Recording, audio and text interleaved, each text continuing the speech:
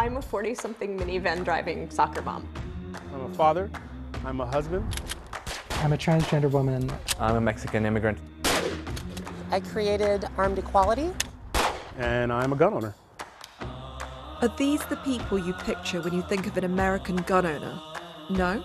Well, with hate crime up for a third year in a row, minority gun clubs say their numbers are significantly increasing into the thousands. I'm done with the hate crimes. I'm done seeing, LGBT nightclubs get shot up. Piper started Armed Equality, an LGBT gun group, after the 2016 mass shooting at Pulse nightclub. She now carries a gun at all times. It makes me feel like I have options in the worst case scenario. It's not to play hero. It's not to necessarily go and try and stop any kind of active mass shooter. It's to get you, your loved ones, your family out of that situation.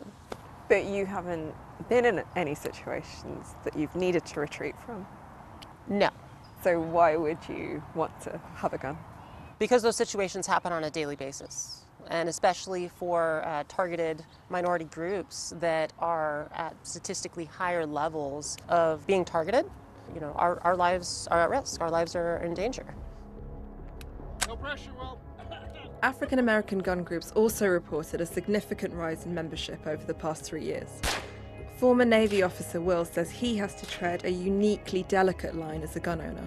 I don't know that I know a lot of African American gun owners that talk about it a lot, that advertise it. Why is that? The immediate image often is, oh no, a black guy, much less a black guy with a gun. So I think we are, as a community, more guarded. As a black man in America and as a gun owner, I want to be in a position where if a cop pulls me over for the quote unquote broken taillight, I want that cop to assume that I'm not armed and that I'm not dangerous. However, I want the guy that's carrying the tiki torch in Charlottesville to assume that I'm armed and that I'm dangerous and to leave me alone. Laura, you got everything in. And all in the black.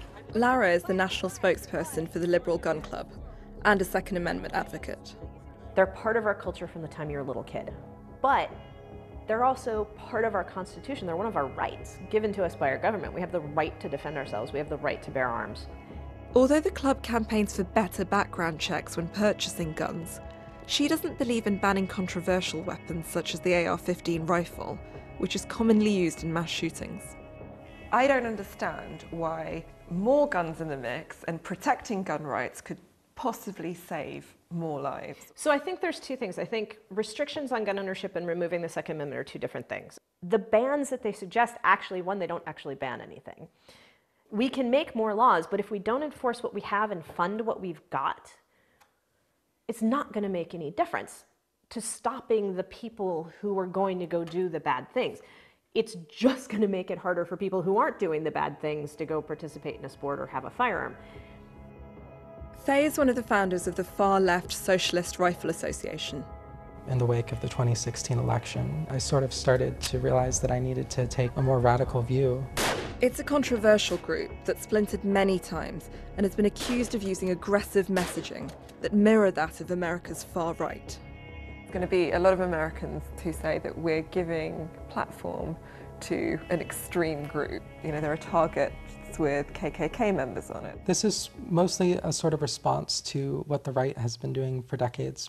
There have been targets portraying stereotypical depictions of black men or of Muslims. It's a way for these right-wing communities to sort of display their disdain towards vulnerable groups.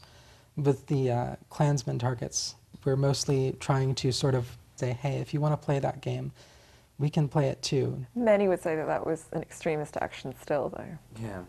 I don't mean to be to distance myself from it, but yeah, I was kind of thinking about that. It's just like the argument of, well, they did it, so we're gonna do it. That just seems to be escalating things.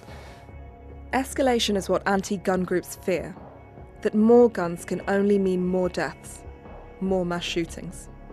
When you haven't grown up around a gun, it's easy to think of it as something that's scary and violent. But what I've learnt today is that for some people, it's so much more than that. It's a hobby, it's a means of self-protection, and it's also an identity within itself. Whether guns as a self-defense tool will help reduce hate crime in the US remains to be seen.